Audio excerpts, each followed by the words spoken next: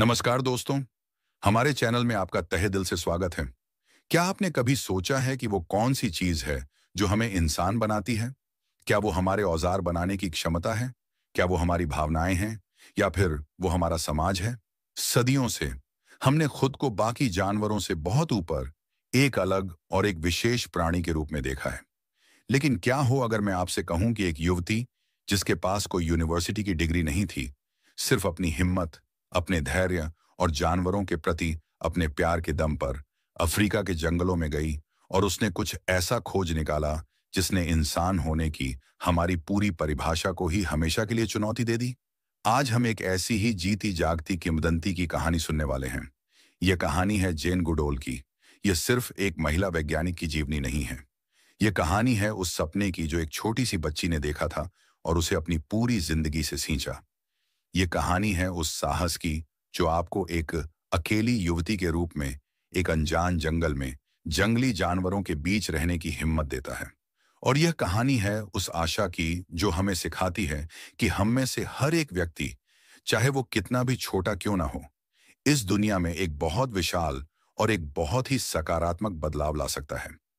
जेन गुडोल ने हमें न सिर्फ चिंपांजी की छिपी हुई दुनिया से मिलवाया, बल्कि उन्होंने हमें हमारे अपने ही सबसे करीबी रिश्तेदारों और इस प्रक्रिया में खुद हमारे अपने बारे में भी एक नया आईना दिखाया। क्या आप तैयार हैं उस महिला की यात्रा पर निकलने के लिए, जिसने हमें सिखाया कि इंसान और जानवर के बीच की रेखा उतनी मोटी नहीं है जितनी हम सोचते थे? तो चलिए इस रोमांचक सफर की शुरुआत करते हैं। चैप्टर नंबर 1, एक युवती का अफ्रीकी सपना। जब खिलौने नहीं, जानवर दोस्त थे। हमारी इस असाधारण कहानी की शुरुआत होती है 1934 में, इंग्लैंड के लंदन शहर में। यहीं पर एक छोटी सी युवती का जन्म हुआ जिसका नाम था जेन गुडोल। जेन का बचपन किसी और बच्चे जैसा नहीं था। उसे गुड़ियों या दूसरे खिलौनों से ज्यादा अपने आसपास के जानवरों और प्रकृति में दिलचस्पी थी। उसके घर का माहौल भी कुछ ऐसा ही था, जहां जिज्ञासा को, सवाल पूछने को और सपनों को देखने के लिए प्रोत्साहित किया जाता था। उसकी माँ, वैन, एक बहुत ही समझदार और सहायक महिला थीं, जिन्होंने जेन की इस अनोखी रुचि को कभी दबाया नहीं, बल्कि उसे और भी ज्यादा हवा दी। जेन के बचपन की एक बहुत ही प्रसिद्ध और बहुत ही प्यारी कहानी है, जो उनके भविष्य की एक झलक देती है। जब जेन सिर्फ 4 या 5 साल की थीं, तो वे यह जानने के लिए बहुत ज्यादा उत्सुक थीं कि एक मुर्गी अंडा कहाँ से देती है। ये एक साधारण सा बच्चों वाला सवाल था, लेकिन जेन का तरीका असाधारण था। एक दिन वे अपने घर के पास वाले फार्म के मुर्गी के दरबे में छिप कर बैठ गईं और घंटों तक बिना हिले डुले, बिल्कुल खामोशी से उस मुर्गी का इंतजार करती रहीं कि वो अंडा कब देगी। घर पर शाम हो गई, जेन कहीं नहीं मिली और उनके परिवार वाले घबरा गए। उन्होंने पुलिस को बुला लिया और हर जगह जेन को खोजने लगे। और फिर कई घंटों के बाद वो छोटी सी युवती अपने पोशाकों में भूसा और पंख लगाए हुए, चेहरे पर एक बड़ी सी विजयी मुस्कान के साथ घर की ओर दौड़ती हुई आई। उसने वो रहस्य खोज लिया था। उसकी माँ उसे डांटने की बजाय उसे गले लगा लेती है और उसकी उस पूरी कहानी को, उस पूरे रोमांच को बहुत ही धैर्य और उत्साह के साथ सुनती है। यही वो क्षण था जब एक नन्ही वैज्ञानिक का जन्म हो रहा था। एक ऐसी वैज्ञानिक जिसका सबसे मुख्य गुण होने वाला था धैर्य। जेन को अध्ययन करने का भी बहुत शौक था और उनकी पसंदीदा किताबें थीं the story of doctor Dolittle, जो एक ऐसे डॉक्टर की कहानी थी जो जानवरों से बात कर सकता था, और टार्जन ऑफ द एप्स। इन कहानियों को अध्ययन करके जेन के मन में एक बहुत ही विशाल और एक बहुत ही स्पष्ट सपना पैदा हुआ। वो सपना था अफ्रीका जाने का, अफ्रीका के जंगलों में रहने का और जंगली जानवरों के साथ उनके बीच अपना जीवन बिताने का। उस समय के इंग्लैंड में एक युवती के लिए, और खासकर एक ऐसे परिवार की युवती के लिए जिसके पास बहुत पैसे ना हों, यह एक लगभग पागलपन भरा, एक असंभव सा सपना था। जैसे जैसे जेन बड़ी हुई, यह सपना उनके अंदर और भी ज्यादा मजबूत होता गया। स्कूल खत्म करने के बाद उनके परिवार के पास उन्हें यूनिवर्सिटी भेजने के लिए पैसे नहीं थे, लेकिन जेन ने हार नहीं मानी। उन्होंने एक सेक्रेटरी के रूप में काम करना शुरू किया और साथ ही वे एक फिल्म प्रोडक्शन कंपनी में भी काम करती थीं ताकि वे पैसे बचा सकें। उनका लक्ष्य सिर्फ एक था, किसी भी तरह से अफ्रीका पहुंचना। उनका यह जुनून, यह एक सूत्रीय समर्पण हमें एक बहुत ही गहरा सबक सिखाता है। ये हमें सिखाता है कि अगर आपका सपना सच्चा है, अगर आपका जुनून गहरा है, तो फिर कोई भी बाधा, चाहे वो पैसे की कमी हो या सामाजिक अपेक्षाएं, आपको रोक नहीं सकती। आपको बस उस सपने पर विश्वास रखना होगा और उसके लिए लगातार काम करते रहना होगा। और फिर 1957 में 23 साल की उम्र में जेन को वो मौका मिला जिसका वे सालों से इंतजार कर रही थी। उनकी एक स्कूल की दोस्त ने उन्हें केन्या में अपने परिवार के फार्म पर आने का निमंत्रण दिया। जेन ने अपनी सारी बचत को इकट्ठा किया और एक पानी के जहाज का टिकट खरीदकर अकेले ही उस अनजान महाद्वीप की ओर निकल गईं, जहां उनका सपना उनका इंतजार कर रहा था। वे नहीं जानती थी कि यह यात्रा सिर्फ एक छुट्टी नहीं है, यह एक ऐसी नियति की ओर पहला कदम है जो न सिर्फ उनकी अपनी जिंदगी को, बल्कि इंसान होने के हमारे अपने ज्ञान को भी हमेशा के लिए बदलने वाली थी। केन्या में उनकी मुलाकात एक ऐसे महान और दूरदर्शी व्यक्ति से होने वाली थी जो इस युवा, अनुभवहीन युवती के अंदर छिपी हुई उस असाधारण क्षमता को पहचान लेगा जिसे कोई और नहीं देख पा रहा था। Chapter number 2। जब एक सपने को मिले पंख। लुई लीकी से वो ऐतिहासिक मुलाकात। केन्या पहुंचने के बाद जेन गुडोल सिर्फ अपनी दोस्त के फार्म पर ही नहीं रुकी। उनके अंदर की ज्ञान की प्यास और जानवरों के प्रति उनका जुनून उन्हें शांत बैठने नहीं दे रहा था। उन्होंने सुना था कि नैरोबी के नेचुरल हिस्ट्री म्यूजियम में एक बहुत ही प्रसिद्ध और एक बहुत ही महान जीवाश्म विज्ञानी काम करते हैं, जिनका नाम था doctor Louis leaky. Louis leaky उस समय एक जीती जागती किंवदंती थे। वे और उनकी पत्नी मैरी लीकी अफ्रीका में इंसानों के प्राचीनतम पूर्वजों के जीवाश्मों की खोज कर रहे थे और उनकी खोजों ने मानव विकास के बारे में हमारी समझ को बदल दिया था। जेन ने हिम्मत करके उनसे मिलने का फैसला किया। जब जेन, एक युवा, अनुभवहीन युवती जिसके पास कोई वैज्ञानिक डिग्री नहीं थी, लीकी के ऑफिस में पहुंची, तो लीकी उसकी ऊर्जा, उसके जुनून और जानवरों के बारे में उसके गहरे और सहज ज्ञान से बहुत ज्यादा प्रभावित हुए। जेन ने अफ्रीका और उसके जानवरों के बारे में इतना कुछ अध्ययन कर रखा था कि वे लीकी को भी अपनी जानकारी से आश्चर्यचकित कर सकती थीं। लीकी ने जेन को तुरंत अपने सहायक के रूप में काम पर रख लिया और जेन उनके साथ जीवाश्मों की खोज के लिए ओल्डुवई गोर्ज जैसी प्रसिद्ध जगहों पर जाने लगी। लेकिन लुई लीकी के मन में एक बहुत ही विशाल और एक बहुत ही अनूठा प्रोजेक्ट चल रहा था। लीकी का मानना था कि अगर हमें अपने उन लाखों साल पुराने पाषाण युगीन पूर्वजों के व्यवहार को समझना है, तो हमें सिर्फ उनके पत्थरों और हड्डियों का अध्ययन करने से काम नहीं चलेगा। हमें हमारे सबसे करीबी जीवित रिश्तेदारों यानी ग्रेट एप्स जैसे कि चिंपांजी, गोरिल्ला और ओरंगुटान के व्यवहार का भी अध्ययन करना होगा। उन्हें विश्वास था कि इन वानरों के व्यवहार में हमें अपने ही पूर्वजों के व्यवहार की एक झलक मिल सकती है। और इसी प्रोजेक्ट के लिए लीकी एक बहुत ही खास तरह के शोधकर्ता की तलाश में थे और उनकी यह तलाश बहुत ही असामान्य थी। वे कोई अनुभवी डिग्री वाला वैज्ञानिक नहीं चाहते थे। उन्हें डर था कि एक पारंपरिक रूप से प्रशिक्षित वैज्ञानिक अपने साथ बहुत सारे सिद्धांत और पूर्वाग्रह लेकर आएगा और वो जानवरों को वैसे नहीं देख पाएगा जैसे वे हैं। लीकी को कोई ऐसा व्यक्ति चाहिए था जिसका दिमाग खुला हो, जो अकादमिक सिद्धांतों के बोझ से मुक्त हो, जिसके अंदर असीम धैर्य हो और जो जानवरों के साथ एक सहानुभूतिपूर्ण रिश्ता बना सके। और उन्हें यह सारे गुण उस युवा, उस उत्साही युवती जेन गुडोल में दिखाई दिए। उन्होंने जेन के सामने एक ऐसा प्रस्ताव रखा जिसने जेन की दुनिया ही बदल दी। उन्होंने जेन से पूछा, क्या तुम अफ्रीका के जंगलों में जाकर जंगली चिंपांजियों के बीच रहकर उनके व्यवहार का अध्ययन करने के लिए तैयार हो? नम, यह जेन के लिए एक सपने के सच होने जैसा था। यह वही तो था जिसका उन्होंने बचपन से सपना देखा था। लेकिन यह एक बहुत ही डरावना और एक बहुत ही मुश्किल काम भी था। उस समय जंगली चिंपांजियों के बारे में लगभग कुछ भी नहीं पता था। उन्हें खतरनाक और हिंसक जानवर माना जाता था और ब्रिटिश अधिकारियों को यह विचार ही हास्यास्पद और गैर जिम्मेदाराना लगा कि एक अकेली, युवा और अनुभवहीन महिला को बिना किसी सुरक्षा के जंगल में भेजा जाए। लेकिन लीकी एक बहुत ही जिद्दी और प्रभावशाली व्यक्ति थे। उन्होंने कई महीनों तक लड़ाई लड़ी, उन्होंने फंडिंग जुटाई और अंत में उन्होंने अधिकारियों को इस शर्त पर मना लिया कि जेन अकेले नहीं जाएंगी, उनकी मां भी शुरुआत के कुछ महीनों के लिए उनके साथ जाएंगी। यह हमें क्या सिखाता है? यह हमें मेंटरशिप की शक्ति के बारे में सिखाता है। लुई लीकी ने जेन गुडोल के अंदर वो क्षमता देखी जो शायद जेन ने खुद भी नहीं देखी थी। उन्होंने एक अपरंपरागत चुनाव किया। उन्होंने एक ऐसे व्यक्ति पर दांव लगाया जिस पर कोई और नहीं लगाता, और उनका वो दांव विज्ञान के इतिहास के सबसे सफल दावों में से एक साबित होने वाला था। यह हमें यह भी सिखाता है कि कभी-कभी औपचारिक शिक्षा की कमी भी एक फायदा हो सकती है। यह आपको चीजों को एक ताजी, एक खुली नजर से देखने की अनुमति देती है। अब मंच तैयार था।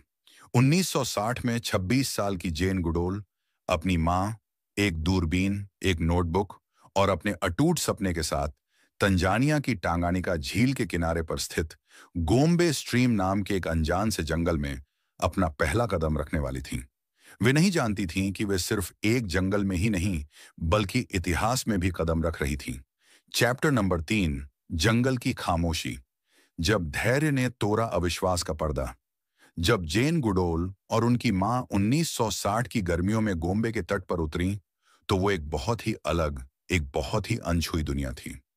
वहां कोई सड़क नहीं थी, कोई इमारत नहीं थी, सिर्फ घना जंगल, एक विशाल झील और जंगली जानवरों की आवाजें थीं। उनका घर एक पुराना, आर्मी का बचा हुआ टेंट था। शुरुआत के दिन और हफ्ते बहुत ही मुश्किल और निराशाजनक थे। जेन हर रोज सुबह होने से पहले अपनी दूरबीन और अपनी नोटबुक लेकर जंगल में निकल जाती थीं, चिंपांजियों की तलाश में। लेकिन चिंपांजी बहुत ही शर्मीले और बहुत ही सतर्क जीव थे।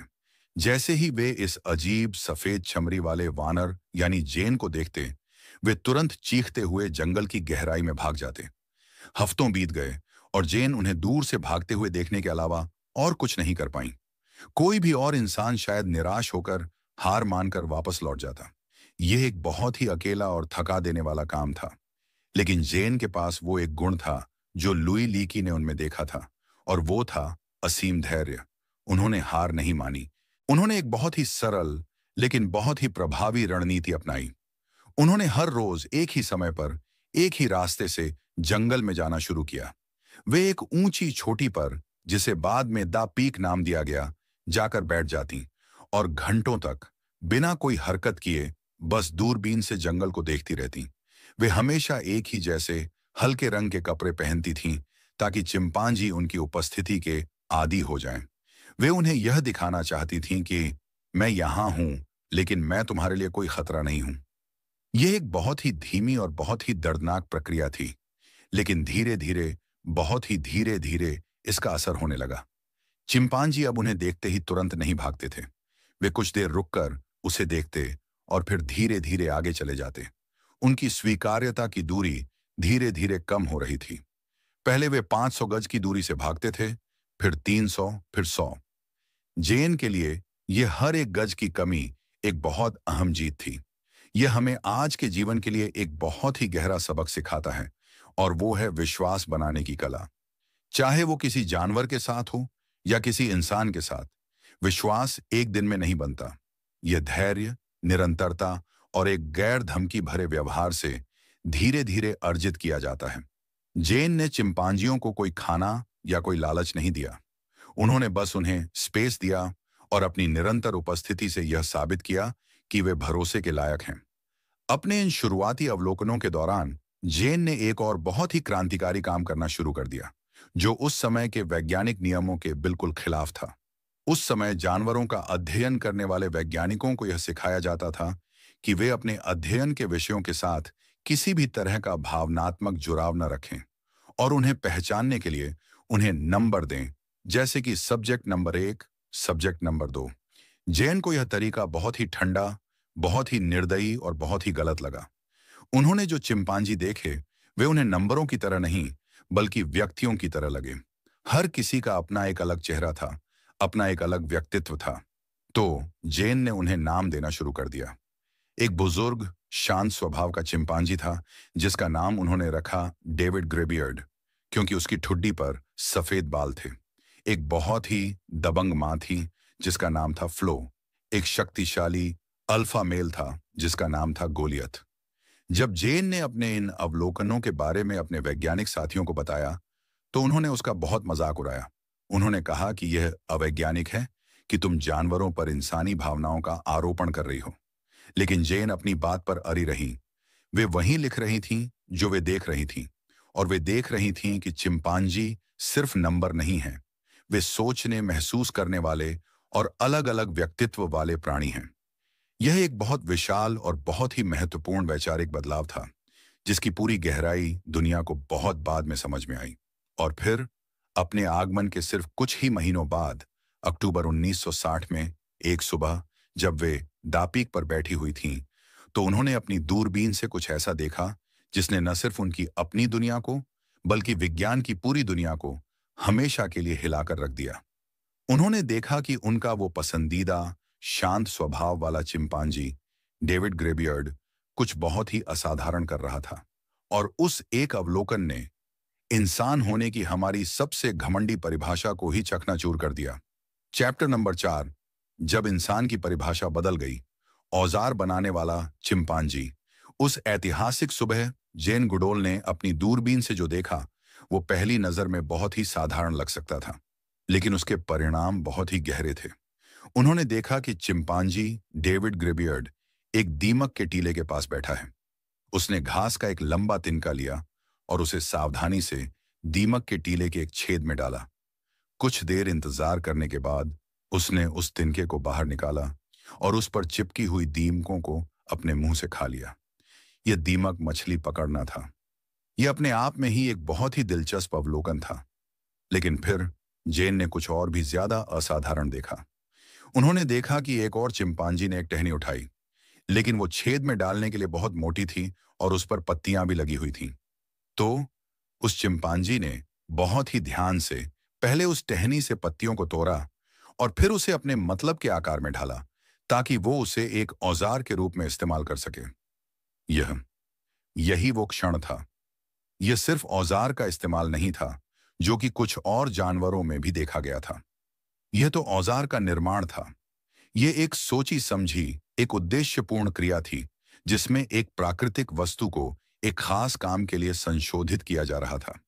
और उस समय तक विज्ञान की दुनिया में यह माना जाता था कि सिर्फ और सिर्फ इंसान ही औजार बनाता है।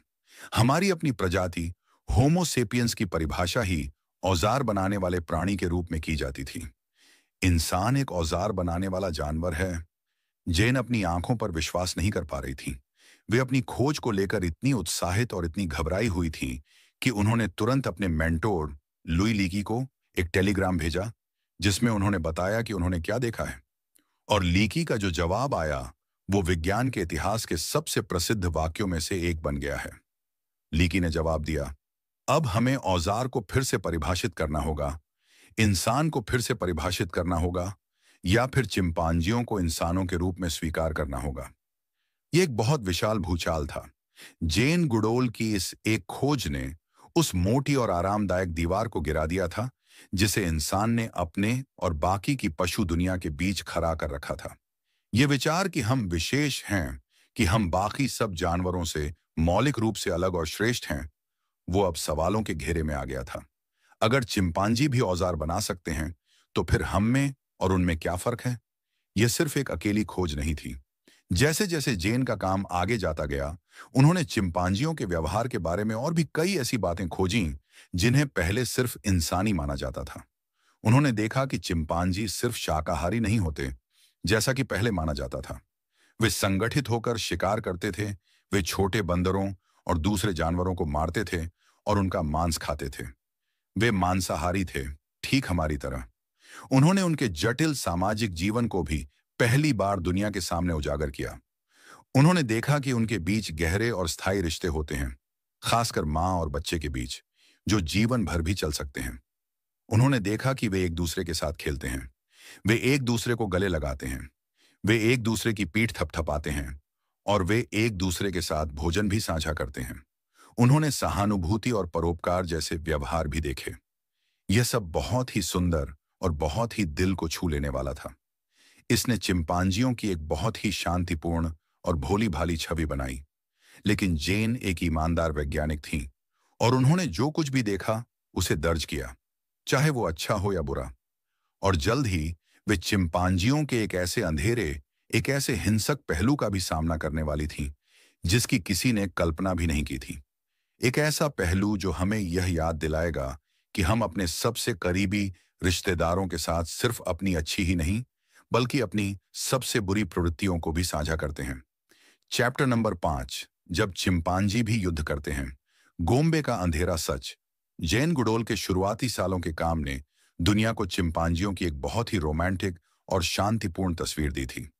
वे बुद्धिमान थे, वे सामाजिक थे और वे प्यार करने वाले प्राणी थे।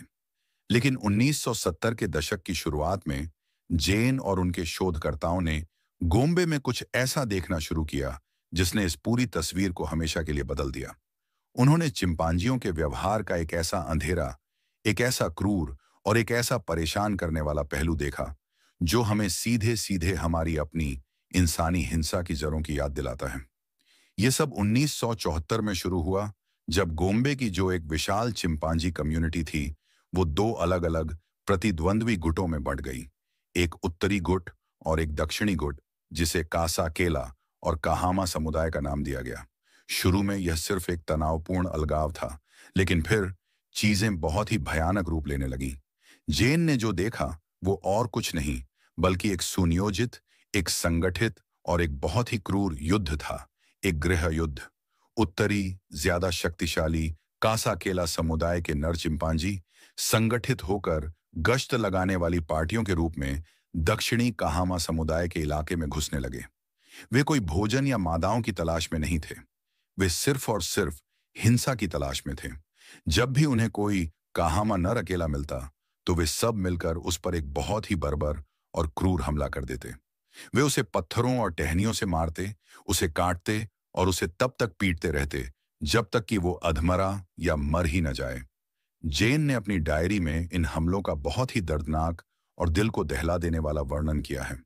उन्होंने लिखा है कि कैसे वे इन हमलों को देखकर कांप जाती थीं, कैसे वे अपने उन चिंपांजियों को जिन्हें वे सालों से जानती थीं और प्यार करती थीं, एक दूसरे के साथ इतनी नफरत और इतनी क्रूरता का व्यवहार करते हुए देखकर विश्वास नहीं कर पाती थीं। यह 4 साल तक चला। एक एक करके कासा केला के नर चिंपांजियों ने काहामा समुदाय के सभी नर चिंपांजियों को व्यवस्थित रूप से मार डाला और अंत में उस दक्षिणी समुदाय को पूरी तरह से खत्म कर दिया। यह सिर्फ लड़ाई नहीं थी, यह एक नरसंहार था, और यह हिंसा सिर्फ 2 समुदायों के बीच ही सीमित नहीं थी। जैन ने समुदाय के अंदर भी बहुत ही परेशान करने वाला व्यवहार देखा। उन्होंने शिशु हत्या और यहां तक कि नरभक्षण की भी भयानक घटनाएं देखी। उन्होंने एक बहुत ही शक्तिशाली, उच्च रैंकिंग वाली मादा पैशन और उसकी बेटी पोम को अपने ही समुदाय के दूसरी मादाओं के नवजात शिशुओं को चुराकर, उन्हें मारकर और फिर उन्हें खाते हुए देखा। ये खोजें जैन के लिए व्यक्तिगत रूप से बहुत ही विनाशकारी थीं। उन्होंने अपने एक पत्र में लिखा था, कई सालों तक मैं यह मानने से इनकार करती रही। जब मैं रात में सोती थी तो मेरे मन में भयानक तस्वीरें आती थीं। एक ऐसा प्राणी जिसे मैंने इतना मानवीय, इतना परोपकारी समझा था, उसके व्यवहार का यह पहलू देखना एक बहुत विशाल आघात था। यह हमें क्या सिखाता है? यह हमें एक बहुत ही गहरा और एक बहुत ही असहज करने वाला सबक सिखाता है। यह हमें बताता है कि हिंसा, संगठित हिंसा और अपने ही जैसे लोगों को मारने की प्रवृत्ति, यह कोई सिर्फ इंसानी आविष्कार नहीं है। इसकी जड़ें शायद हमारे विकासवादी अतीत में, हमारे और चिंपांजियों के साझा पूर्वज में बहुत ही गहराई तक समाई हुई हैं। यह हमें हमारी अपनी इंसानी हिंसा की प्रकृति के बारे में भी सोचने पर मजबूर करता है। लेकिन यह हमें जैन गुडोल की एक वैज्ञानिक के रूप में महानता को भी दिखाता है। यह उनके लिए बहुत आसान होता कि वे इन अंधेरी सच्चाइयों को नजरअंदाज कर दें या उन्हें अपनी रिपोर्टों में कम करके दिखाएं ताकि चिंपांजियों की वो सुंदर, वो रोमांटिक छवि बनी रहे। लेकिन उन्होंने ऐसा नहीं किया। वे एक सच्ची वैज्ञानिक थीं और एक सच्चे वैज्ञानिक का काम है सच्चाई को, जैसी भी वो है, उसे दर्ज करना, चाहे वो कितनी भी बदसूरत या कितनी भी परेशान करने वाली क्यों ना हो। जैन ने हमें दिखाया कि चिंपांजी न तो देवदूत हैं और न ही शैतान। वे बहुत ही जटिल प्राणी हैं जिनमें प्यार करने और सहयोग करने की अपार क्षमता है, और साथ ही क्रूरता और हिंसा की एक भयानक क्षमता भी है। और इस तरह उन्होंने हमें यह दिखाया कि हम इंसान भी शायद बिल्कुल वैसे ही हैं। अब जैन सिर्फ एक वैज्ञानिक नहीं रह गई थी, वे एक ऐसी गवाह बन चुकी थीं जिसने प्रकृति की सबसे सुंदर और सबसे भयानक दोनों ही सच्चाइयों को देख लिया था। और जल्द ही वे सिर्फ एक गवाह नहीं बल्कि एक योद्धा बनने वाली थी। चैप्टर नंबर 6, जब एक वैज्ञानिक योद्धा बन गई। संरक्षण की पुकार। लगभग 25 सालों तक जेन गुडोल का जीवन गोम्बे के उस छोटे से उस जादुई जंगल में ही केंद्रित रहा। उनका काम था अवलोकन करना, दर्ज करना और चिंपांजियों के उस जटिल समाज को समझना। वे एक शुद्ध शोधकर्ता थीं, एक अकादमिक थीं, लेकिन 1986 में एक कॉन्फ्रेंस ने उनकी जिंदगी की दिशा को हमेशा के लिए बदल दिया और उन्हें एक शांत वैज्ञानिक से एक मुखर, एक जुनूनी योद्धा या एक्टिविस्ट में बदल दिया। वो कॉन्फ्रेंस चिंपांजी व्यवहार पर ही आयोजित की गई थी और उसमें अफ्रीका भर से जहां भी चिंपांजियों पर शोध हो रहा था, वहां से वैज्ञानिक आए थे। उस कॉन्फ्रेंस में अलग अलग सत्रों में जेन ने पहली बार एक भयावह तस्वीर देखी। उन्होंने देखा कि सिर्फ गोम्बे ही नहीं बल्कि पूरे अफ्रीका में चिंपांजियों का भविष्य और उनके जंगलों का भविष्य कितने बड़े खतरे में है। उन्होंने सुना कि कैसे वन कटाई के कारण चिंपांजियों के घर, उनके जंगल बहुत ही तेजी से सिकुड़ते जा रहे हैं। उन्होंने बुशमीट के व्यापार की भयावहता के बारे में जाना, जिसमें चिंपांजियों और दूसरे वानरों को भोजन के लिए मारा जा रहा था। और शायद सबसे बड़ा सदमा उन्हें उस सत्र में लगा जिसमें चिकित्सा अनुसंधान के लिए इस्तेमाल किए जाने वाले चिंपांजियों की स्थिति को दिखाया गया था। उन्होंने उन चिंपांजियों की तस्वीरें और वीडियो देखे जिन्हें छोटे छोटे एकाकी पिंजरों में रखा गया था और जिन पर दर्दनाक प्रयोग किए जा रहे थे। वो चिंपांजी जो अपनी बुद्धिमत्ता और अपनी सामाजिकता के लिए जाने जाते हैं, उन्हें एक वस्तु की तरह, एक जिंदा टेस्ट ट्यूब की तरह इस्तेमाल किया जा रहा था। जेन ने बाद में लिखा कि वे उस कॉन्फ्रेंस में एक वैज्ञानिक के रूप में गई थीं और वहां से एक एक्टिविस्ट के रूप में लौटी। उन्हें अचानक एक बहुत ही स्पष्ट और एक बहुत ही शक्तिशाली एहसास हुआ। उन्हें यह एहसास हुआ कि उन्होंने अपनी पूरी जिंदगी इन अद्भुत प्राणियों को समझने में बिताई है और अब वे चुपचाप बैठकर उन्हें खत्म होते हुए नहीं देख सकती। उन्हें यह भी एहसास हुआ कि उनकी अपनी प्रसिद्धि, उनका अपना नाम अब एक बहुत अहम जिम्मेदारी बन चुका है। उनके पास एक आवाज थी और अब उनका यह कर्तव्य था कि वे उस आवाज का इस्तेमाल उन लोगों के लिए करें जिनकी अपनी कोई आवाज नहीं है, यानी जानवरों के लिए। यह उनके जीवन का एक बहुत महत्वपूर्ण और एक बहुत ही मुश्किल मोड़ था। 56 साल की उम्र में उन्होंने वो जीवन छोड़ दिया जिसे वे सबसे ज्यादा प्यार करती थीं, गोम्बे के जंगलों का वो शांत, वो अवलोकन वाला जीवन। और उन्होंने एक नया, एक बहुत ही थका देने वाला और एक बहुत ही चुनौतीपूर्ण जीवन अपनाया, एक घुमंतू प्रचारक का जीवन। उन्होंने साल में लगभग 300 दिन यात्रा करना शुरू कर दिया, एक शहर से दूसरे शहर, एक देश से दूसरे देश। वे राजनेताओं से मिलती, वे कॉरपोरेट लीडरों से मिलती, वे स्कूल के बच्चों से मिलती और वे हर किसी से जो भी उनकी बात सुनने को तैयार था, चिंपांजियों और हमारे ग्रह के सामने खरे खतरों के बारे में बात करती। यह हमें क्या सिखाता है? यह हमें ज्ञान और कर्म के बीच के रिश्ते के बारे में एक बहुत ही गहरा सबक सिखाता है। सिर्फ जानना काफी नहीं है। जब आप किसी अन्याय के बारे में, किसी दर्द के बारे में जान जाते हैं, तो आपके ऊपर एक नैतिक जिम्मेदारी आ जाती है कि आप उसके बारे में कुछ करें। जेन एक आरामदायक, एक अकादमिक जीवन जी सकती थीं, लेकिन उनकी अंतरात्मा ने उन्हें ऐसा करने की इजाजत नहीं दी। उनकी कहानी हमें याद दिलाती है कि हम में से हर एक के पास अपने अपने तरीके से दुनिया में एक सकारात्मक बदलाव लाने की शक्ति और जिम्मेदारी है। जेन ने यह भी महसूस किया कि सिर्फ जानवरों के बारे में बात करने से ही काम नहीं चलेगा। उन्होंने समझा कि संरक्षण का मुद्दा गरीबी और सामाजिक न्याय के मुद्दों से बहुत गहराई से जुड़ा हुआ है। आप एक जंगल को तब तक नहीं बचा सकते जब तक कि आप उस जंगल के आसपास रहने वाले गरीब लोगों की मदद नहीं करते, जो अपनी आजीविका के लिए उसी जंगल पर निर्भर हैं। इसी समझ से उनके संरक्षण के काम ने एक नया, एक ज्यादा चैप्टर नंबर 7, जब उम्मीद ने जड़ें जमाई, जेन गुडोल इंस्टीट्यूट और रूट्स एंड शूट्स। जब जेन गुडोल ने एक वैज्ञानिक से एक एक्टिविस्ट बनने का फैसला किया, तो वे जानती थीं कि वे यह लड़ाई अकेले नहीं लड़ सकती। उन्हें एक संगठन की, एक प्लेटफॉर्म की जरूरत थी, जहां से वे अपने संदेश को पूरी दुनिया में फैला सकें और संरक्षण के लिए ठोस काम कर सकें। और इसी जरूरत से जेन गुडोल इंस्टीट्यूट या जेजीआई का विकास हुआ, जिसे उन्होंने 1977 में ही स्थापित कर दिया था। लेकिन अब इसका मिशन बहुत ज्यादा बड़ा और बहुत ज्यादा व्यापक हो गया। जेजीआई सिर्फ चिंपांजी के शोध तक ही सीमित नहीं रहा। यह एक वैश्विक संरक्षण संगठन बन गया, जिसका काम था चिंपांजियों और उनके आवासों की रक्षा करना। लेकिन जेजीआई का काम करने का तरीका बहुत ही अनूठा और बहुत ही दूरदर्शी था। जेन ने यह बहुत जल्दी समझ लिया था कि आप जानवरों को लोगों से अलग करके नहीं बचा सकते। आप एक जंगल के चारों ओर एक दीवार खड़ी करके यह उम्मीद नहीं कर सकते कि वो सुरक्षित रहेगा, जब तक कि उस जंगल के बाहर रहने वाले लोग भूखे और गरीब हैं। इसलिए जेजीआई ने समुदाय केंद्रित संरक्षण का एक मॉडल अपनाया। इसका मतलब था संरक्षण के काम में स्थानीय समुदायों को एक भागीदार बनाना।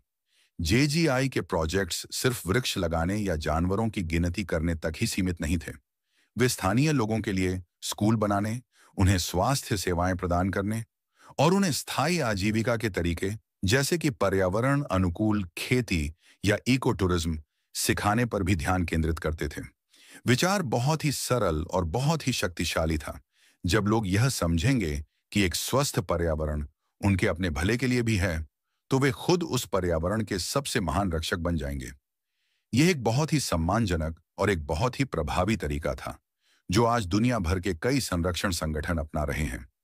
लेकिन जेन गुडोल की विरासत का शायद सबसे सुंदर और सबसे आशावादी हिस्सा है उनका एक और कार्यक्रम, जिसकी शुरुआत 1991 में तंजानिया में कुछ स्थानीय किशोरों के एक छोटे से समूह के साथ हुई थी। उस कार्यक्रम का नाम है रूट्स एंड शूट्स। रूट्स यानी जड़ें, जो नीम को, परंपरा को दर्शाती हैं, और शूट्स यानी अंकुर, जो नए जीवन, नई संभावनाओं का प्रतीक हैं। इस कार्यक्रम का जन्म जेन की उस गहरी चिंता से हुआ था जो वे दुनिया भर के युवाओं से मिलकर महसूस कर रही थीं। वे देखती थीं कि युवा लोग पर्यावरण और सामाजिक समस्याओं को लेकर बहुत चिंतित तो हैं, लेकिन वे अक्सर बहुत ही निराश, बहुत ही असहाय और बहुत ही उदासीन भी महसूस करते हैं। उन्हें लगता है कि समस्याएं इतनी विशाल हैं कि वे अकेले कुछ नहीं कर सकते। जेन उन्हें इस निराशा से बाहर निकालना चाहती थी। वे उन्हें यह एहसास दिलाना चाहती थीं कि वे असहाय नहीं हैं, कि उनके छोटे छोटे काम भी मिलकर एक बहुत महत्वपूर्ण बदलाव ला सकते हैं। रूट्स एंड शूट्स का संदेश बहुत ही सरल है। हर एक व्यक्ति मायने रखता है, हर एक व्यक्ति का एक प्रभाव होता है, और हर एक व्यक्ति के पास यह चुनने का अधिकार है कि वो किस तरह का प्रभाव डालना चाहता है। यह कार्यक्रम युवाओं को अपने स्थानीय समुदाय में उन समस्याओं को पहचानने के लिए प्रोत्साहित करता है जो उन्हें सबसे ज्यादा परेशान करती हैं, और फिर उन समस्याओं को हल करने के लिए अपने खुद के प्रोजेक्ट शुरू करने के लिए। ये प्रोजेक्ट कुछ भी हो सकता है, अपने इलाके में वृक्ष लगाने से लेकर किसी बुजुर्ग की मदद करने या जानवरों के लिए आश्रय बनाने तक। आज रूट्स एंड शूट्स एक वैश्विक आंदोलन बन चुका है, जो 60 से भी ज्यादा देशों में सक्रिय है और जिसमें लाखों युवा सदस्य हैं। ये जेन की आशा के दर्शन का एक जीता जागता, सांस लेता हुआ प्रमाण है।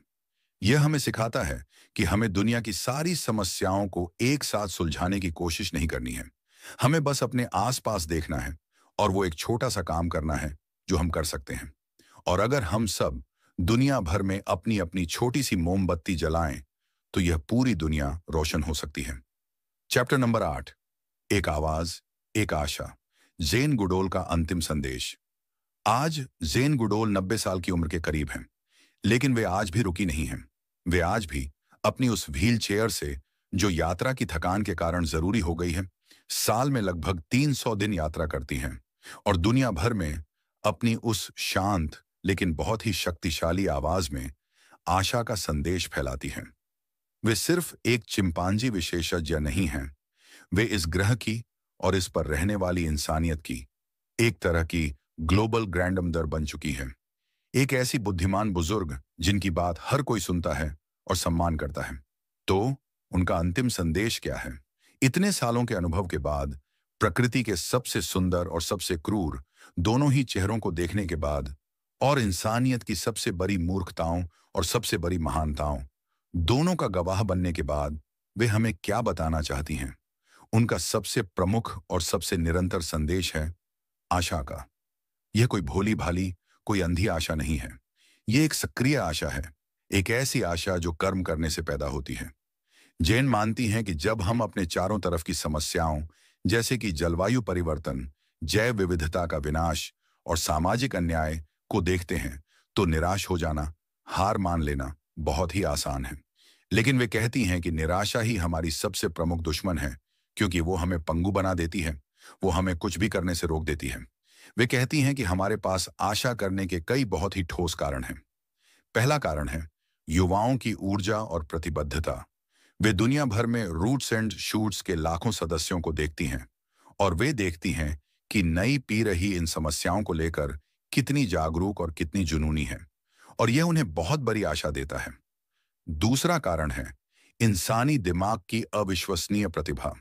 वे कहती हैं कि जिस दिमाग ने हमें इन समस्याओं में डाला है, वही दिमाग हमें इन समस्याओं से बाहर निकालने की भी क्षमता रखता है।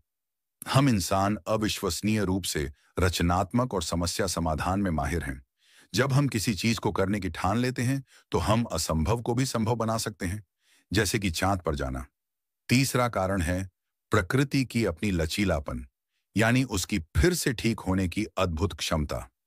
जैन ने अपनी आंखों से देखा है कि कैसे एक नष्ट हुए जंगल को भी, अगर उसे मौका दिया जाए, तो वो फिर से हरा भरा हो सकता है। कैसे एक विलुप्त होने की कगार पर खरी प्रजाति को भी, अगर उसे बचाया जाए, तो वो फिर से फल फूल सकती है। प्रकृति बहुत ही शक्तिशाली है, हमें बस उसे एक मौका देना है। और उनका चौथा और सबसे व्यक्तिगत कारण है इंसानी भावना की अदम्यता। वे अपनी ही जिंदगी की कहानी को देखती हैं, और वे उन अनगिनत लोगों की कहानियों को देखती हैं जिनसे वे मिली हैं, जिन्होंने भयानक से भयानक परिस्थितियों का सामना किया है और फिर भी हार नहीं मानी।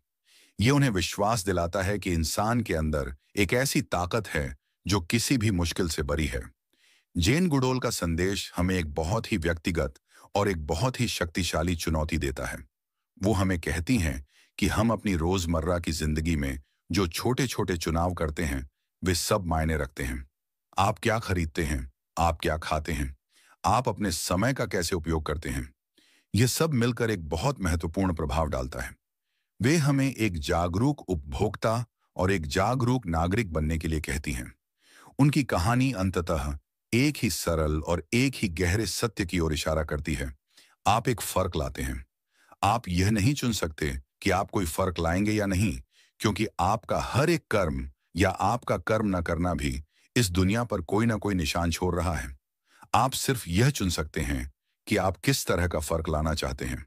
और जेन गुडोल ने अपनी पूरी जिंदगी एक सकारात्मक, एक प्रेमपूर्ण और एक आशा से भरा हुआ फर्क लाने में बिता दी है।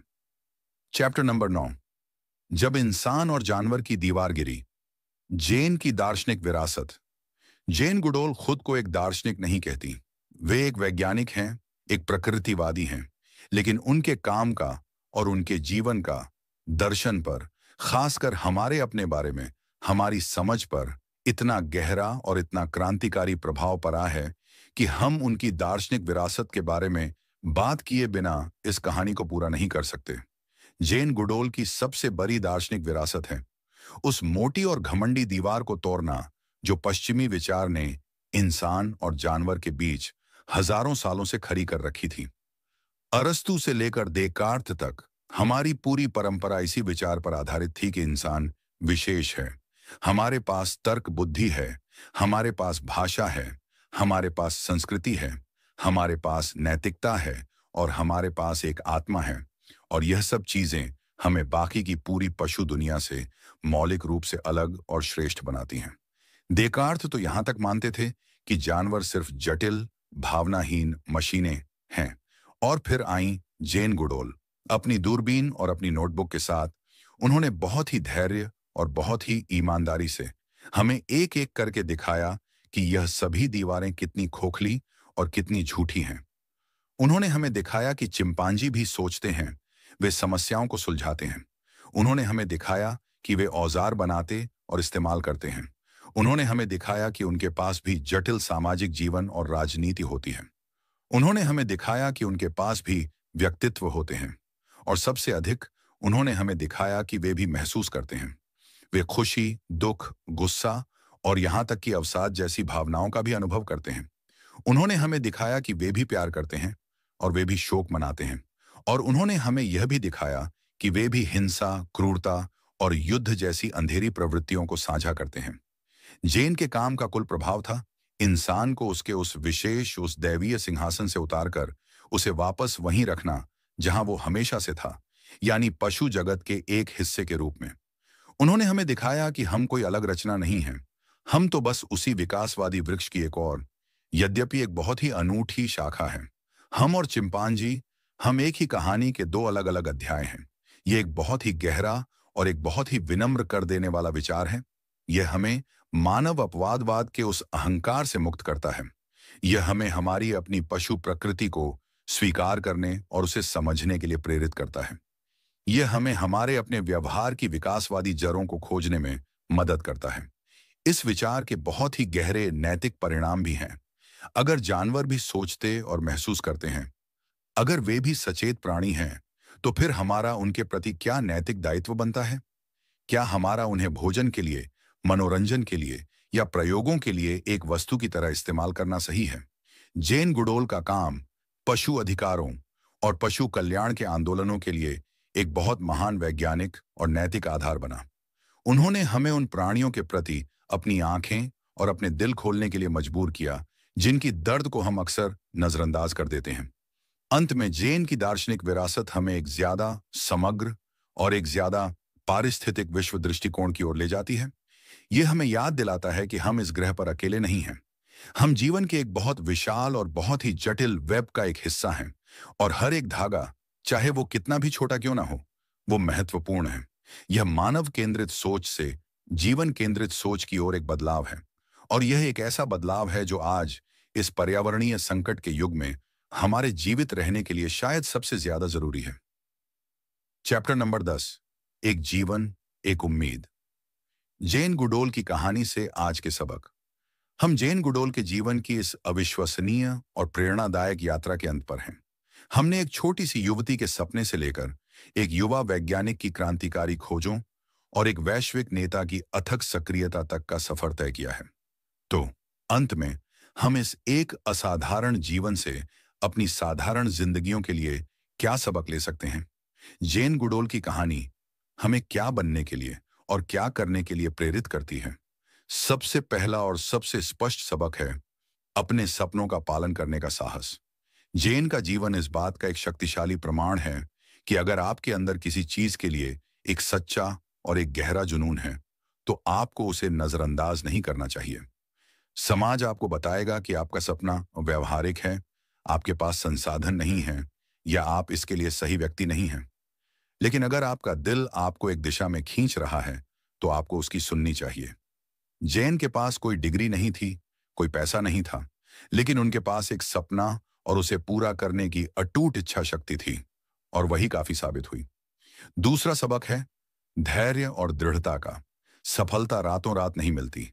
जैन ने महीनों तक अकेले जंगल में बिना किसी नतीजे के सिर्फ इंतजार किया। विश्वास बनाने में, चाहे वो जानवरों के साथ हो या इंसानों के साथ, समय लगता है। किसी भी बड़े लक्ष्य को हासिल करने के लिए हमें निराशाओं और असफलताओं का सामना करने के लिए तैयार रहना होगा और फिर भी लगे रहना होगा। तीसरा सबक है एक सच्चे वैज्ञानिक का रवैया अपनाने का, चाहे हम किसी भी क्षेत्र में हों, और इसका मतलब है एक खुला दिमाग रखना, गहराई से अवलोकन करना और ईमानदारी से रिपोर्ट करना। जैन ने अपने समय के वैज्ञानिक पूर्वाग्रहों को चुनौती देने की हिम्मत की। उन्होंने वही दर्ज किया जो उन्होंने देखा, न कि वो जो उन्हें देखने की उम्मीद थी। उन्होंने हमें सिखाया कि हमें हमेशा अपनी मान्यताओं पर सवाल उठाने और सच्चाई को, चाहे वो कितनी भी असहज क्यों ना हो, स्वीकार करने के लिए तैयार रहना चाहिए।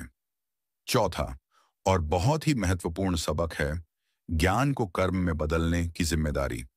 जैन सिर्फ जंगल में बैठकर नोट्स लेकर अपनी बाकी की जिंदगी बिता सकती थी, लेकिन जब उन्होंने एक समस्या को देखा, एक अन्याय को देखा, तो उन्होंने उसके बारे में कुछ करने का फैसला किया। उनकी कहानी हमें याद दिलाती है कि हम सिर्फ इस दुनिया के निष्क्रिय दर्शक नहीं हैं, हम इसके सक्रिय भागीदार हैं, और हमारे पास इसे एक बेहतर जगह बनाने की शक्ति और जिम्मेदारी दोनों है। अंत में जैन गुडोल का जीवन आशा का एक जीवन संदेश है। एक ऐसी आशा जो सिर्फ एक भावना नहीं, बल्कि एक चुनाव है, एक अनुशासन है। यह चुनने का साहस है कि आप निराशा के आगे घुटने नहीं टेकेंगे, कि आप यह विश्वास करेंगे कि आपका एक छोटा सा एक व्यक्तिगत कार्य भी मायने रखता है। यह हमें सिखाता है कि हमें दुनिया को बदलने के लिए किसी महान नेता या किसी बड़ी क्रांति का इंतजार करने की जरूरत नहीं है। बदलाव की शुरुआत हमसे होती है, हमारे अपने रूट्स एंड शूट्स से, हमारे अपने छोटे से बगीचे को जोतने से। जेन गुडोल ने हमें हमारे अपने बारे में, हमारे जानवरों के साथ हमारे रिश्ते के बारे में और इस ग्रह पर हमारी जगह के बारे में बहुत कुछ सिखाया है। लेकिन शायद उनकी सबसे बड़ी शिक्षा उनका अपना जीवन ही है। एक ऐसा जीवन जो जुनून, साहस, करुणा और एक कभी न खत्म होने वाली आशा का एक सुंदर उत्सव है। और इसी के साथ दोस्तों, हम आज इस अद्भुत यात्रा के अंत पर पहुंचते हैं। इस प्रेरणादायक जीवनी के आधार पर हमने साथ मिलकर यह जाना कि कैसे एक व्यक्ति का जुनून, धैर्य और आशा पूरी दुनिया को बदल सकता है और कैसे हम सब इस ग्रह के बेहतर संरक्षक बन सकते हैं। मुझे उम्मीद है कि इस ऑडियो बुक के जरिए हमने जो कुछ भी सीखा है वह सिर्फ सुनने तक ही सीमित नहीं रहेगा, बल्कि आपके जीवन का मार्गदर्शन भी करेगा। याद रखिएगा, यह ज्ञान केवल जानकारी नहीं है, बल्कि आपके भीतर की अपार क्षमता को जगाने की कुंजी है। यह ऑडियो बुक आपको यह सिखाती है कि कैसे अपने सपनों का पालन करें, कैसे मुश्किलों में भी धैर्य रखें, कैसे अपने आसपास की दुनिया के प्रति और ज्यादा जागरूक और करुणामय बने, और कैसे यह विश्वास करें कि आपके छोटे छोटे काम भी एक बड़ा फर्क ला सकते हैं। लेकिन सबसे महत्वपूर्ण, यह आपको यह भी सिखाती है कि आप कितने शक्तिशाली हैं और आपके अंदर इस दुनिया में आशा का एक दूत बनने की कितनी क्षमता छिपी हुई है। अब जब आप इस ऑडियो बुक को सुनना समाप्त कर रहे हैं, तो मैं आपसे एक अनुरोध करना चाहता हूं। इन सिद्धांतों को याद रखें, इन पर विचार करें और इन्हें अपने दैनिक जीवन में लागू करने का प्रयास करें। और हमेशा याद रखें, आपके भीतर असीम शक्ति है और आप जो भी चाहें पा सकते हैं। आपके इस बहुमूल्य समय के लिए और इस यात्रा में मेरे साथ जुड़ने के लिए दिल से धन्यवाद।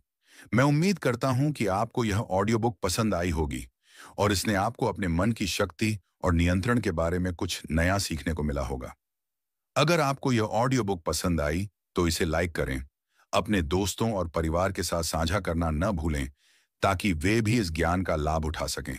और हाँ, हमारे चैनल को सब्सक्राइब करना बिल्कुल न भूलें, ताकि आपको ऐसी ही और प्रेरणादायक और ज्ञानवर्धक ऑडियो बुक्स मिलती रहें। और हाँ, अपनी प्रतिक्रिया हमें कमेंट में जरूर बताएं। आपके विचार और सुझाव हमारे लिए बहुत ही ज्यादा महत्वपूर्ण हैं और हमें भविष्य में और भी बेहतर ऑडियो बुक्स बनाने में मदद करेंगे। तो कृपया कमेंट सेक्शन में अपनी राय जरूर दें। हम जल्द ही एक और नई ऑडियो बुक के साथ वापस आएंगे। तब तक के लिए अपना ख्याल रखिए, सीखते रहिए और हमेशा अपने लक्ष्यों की ओर आगे बढ़ते रहिए। याद रखें, आपके सपने सच हो सकते हैं।